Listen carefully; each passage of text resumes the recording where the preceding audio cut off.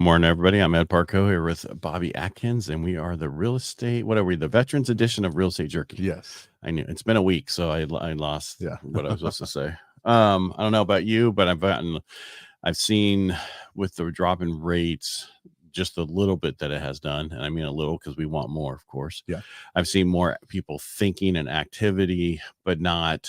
So it was the let's do the Tour de France analogy. So that one person out in front trying to win the stage is the buyers I've had, right? Uh-huh. And now I had the new buyers I have is that 3 or 4 people who are trying to catch them. Those are the ones in right now. That peloton of thousands of riders that's coming is going to be here first part of next year if these rates continue to go down. Yeah. So if you want to not compete against with them, I would get in now. I know we've been saying that all year, but December is the best time to buy. It has 7 of the best dates to buy for a buyer. Yeah. No, I totally agree, man. As soon as rates drop, even probably another 1%, it's going to be a firestorm. Yeah. Well, I mean, you're already down almost 1 1/4. I know, that's incredible, right? Yeah. Yeah. And that just had to do with inflation and other things in check. And yeah, actually the big thing that stopped is they ran out of money. People ran out of money and they're not allowed to print a lot more money right now. Thank goodness, man. Let's never print anymore. I mean, that's the problem. Yeah. And that's why we didn't, this year, I'm already in the next year. We kept saying, we kept hearing from the gurus, it's going to be July, then it's going to be this date, then it's going to be September, and then it's going to be October. So first it was May, right? And we're like, okay, good. That's right. Good, because that's only 6 months. Yeah. I can handle that. A year? That really hurts. Yeah, for sure, man. Yeah. I mean, a lot of us put money aside, but sometimes we didn't expect this big of a rate increase. Yeah. And the reason it didn't work is because the government kept spending and kept getting all this extra money printed. And that's even what Barry Habib said the other day. That is a main reason none of this slowed down. And that's what I've been kept saying all year. Yeah. Well, and that's the whole reason why none of these predictions actually came to fruition when they were thinking, right? Because the government just kept doing stupid stuff. Well, they kept spending it for these reasons. We have other issues that we could spend the money on in the United States, and that's what we need to get back to. And I don't want to get a whole political thing, but we are Veterans Edition. So hey, man, I love politics. Well, I'm just saying that stop spending the money elsewhere. Let's spend it here. We numbers just came out this week that homeless population went up 12%. It's like 653,000, or it's huge, and it's the largest we've ever had in history of of homeless people. Yeah. I'm not talking unhoused people. I said homeless people, because they don't, I get the political speak of it just sounds better when, it's just like all the other things that they no longer call certain things. So it doesn't, that she was attacked. No, she was raped. Let's get it right. Yeah. Yeah. Yeah. I mean, if you moved in with family, that's great. But there's so many people that have to, last minute live in their cars. Yeah.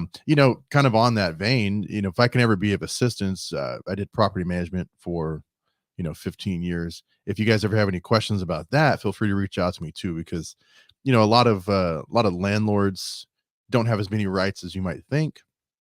And tenants, I can let you know your rights too. So. Yeah, but the biggest problem population veterans went up by 7.4% this last year. Mm-hmm.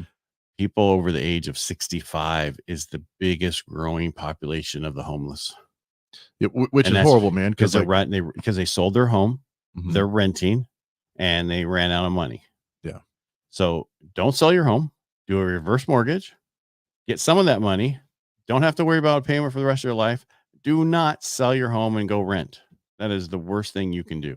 For sure. Yeah. And then obviously you're going to burn through that cash. Right. And then you're going to have no kind of inheritance for your heirs if you want to leave. Who cares about them? I'm just saying it's about you surviving. And the problem is if you sell your home, you will run out of money eventually. Yeah. Because I made 400, let's just say I made 250,000. Sounds like a lot, but over 20 years, that's not a lot of money. Yeah.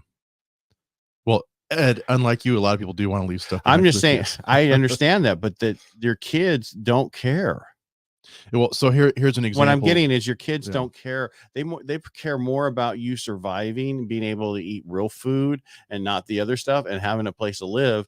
Stop worrying about. I'm just saying, stop worrying about leaving money for your children. I get it. take care of yourself. You've taken care of your kids forever. Take care of yourself first. So I actually had a client about, I guess it was 4 years ago now. And she was 81 years old, had a couple falls, and the doctor said, her doctor and her physical therapist said, you need to sell your house. First thing I said was, why don't we look into in-home healthcare, have someone come by and check on you daily and stuff like that. But she was adamant about selling it. Got her into a retirement facility where it was like $7,000 a month. And we're not talking about like full 24/7 care where like someone comes in, make sure you take your medicine and you don't slip in the shower. Right. And so she was concerned. She's like, I have like 10 years left of money. I better not live more than 10 years. And that broke my heart, Right. So now when people like you're saying, when they're elderly and they're thinking about selling their home, I'm like, look into all the other options first. Cause I don't know, if you've been in the house for 50 years, do you really want to leave there? Can we make it work in another way? Yeah. Hopefully there's a bedroom. It's not a 2-story and your bedroom's upstairs. Well, actually they can put elevators in them, these special elevators and lifts now to get you up there. It's those tube ones. Huh? I just saw them recently. Because the people who are building a lot of the ADUs for the backyard, they're like, we can add this tube in, we can add all this other stuff just to get upstairs. There's ways around it. Yes, we've seen on the TV where you hook up the thing up the stairs, like in all the old movies. But this is like there's ways to stay in your home and get a reverse mortgage so you can do that, and then you have the money to get the care to come to you. Yeah, for sure. Right. And that's when I'm talking about, don't worry about your kids leaving money to your kids, because your kids don't want you to suffer. Hopefully. If they do, then you need to take them out of the will anyway. definitely reverse mortgage that house. Yeah. Well, I'm just saying it gives you back your dignity and your parents' dignity. They can take care of themselves, because a lot of things happen over time that people don't they didn't plan on. And it was not they lost their job, this and that. Things happened. They lost their 401k back in the Great Recession. They spent, used it to survive on. Now they don't have that retirement. They only have Social Security. That's not enough to survive off. $1,200 to $2,000 a month. Well, I mean, let's be honest. I mean, a big part of the problem, especially with like the homeless people is 65 and older, is cultural. I mean, when did we stop taking care of our family? Right. Right. And they don't want to ask. That's the other thing. But I think, and sometimes people just don't have people. They don't have family. That happens, man. I have a good friend, man, who is in his late 50s and has his mother and his brother, and that's it, man. So yeah, if that support network fell apart, he'd be in the same position. Right. But you can get IHSS help. That's in-home supportive services. Yeah.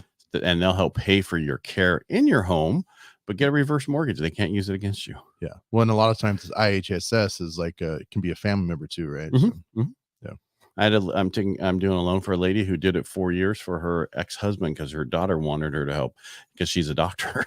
Gotcha. And so they're looking at you're a doctor and you're 4 years getting IHSS and now you're making this amount of money. Yeah, just explain it. I wanted to take care of family's more important sometimes. Sometimes you hear that. Sometimes they're not. It's whatever works for you, but don't just sell your house and then live off a chunk of money, because you're not going to have enough and you're going to be like these other people who are homeless. Well, especially look at with the inflation, right? I mean, your money dropped by the value of 20%. I went to the store. Avocados, $2.49 a piece. Yeah. Guacamole is expensive these days, I tell you. I'm looking at avocado trees, man. If I can get one to survive. I'm just like, wow, that's expensive. The problem is avocados are all ripe at one time. So your trees, for a few weeks, you'll have avocados, but not all year round. Yeah. But I just was like, I went to the store and it was $35 and I got a few things. I was like, what the heck? Yeah. Yeah. Groceries are expensive. Inflation is through the roof. I don't care what they say about this economy and how they're saying that there was a meme that showed Reagan and what he came in off of and the unemployment and everything else. Well, the problem is it was skewed because they didn't look at what happened prior to him coming in at the 18% and this other stuff. They just looked at what currently, which was way higher than we are now. And they show Biden, unemployment's at 3.5% and this and this. It doesn't matter. There's so many things wrong with this country right now. Like I say, you can always twist the data, but just do a man on the street and ask your average person, hey, life more expensive. And I'll tell you, man, my grocery bill's doubled. So, they might count like like dry goods, things like that have only gone up like, 7%. But the things that people eat every day, like eggs, bacon, meat, yeah. I know. So be careful out there. Just plan and don't worry. And veterans, if you need help on anything, reach out. We're here for you for sure. You can get a hold of me. I'm Ed Parcaut everywhere. Bobby, you can get a hold of him on his phone number there on the screen. Reach out, get help, especially with the homeless population of veterans increasing like it is. Yeah. All right. Anything else you got today? That's it, man. Well, home builder, and let's see. Do I have anything that we want? I went over that. Oh, this week we have on Friday PCE, personal consumption expenditure, which is the Fed's favorite read for inflation. Better than the CPI and the PPI. They like this one better to see what people are actually going to spend, huh? Well, that's where the number, the core, they look at the core number here to see where the inflation's going. So that's coming out on Friday. So that can increase either give us better rates or worse rates. Reach out to your loan officer if you haven't been locked and have them talk to them about what you should do and plan for the Friday. For sure. All right, everybody, make it a great day. Thanks for being here, Bobby. Thanks so much, Ed. All right.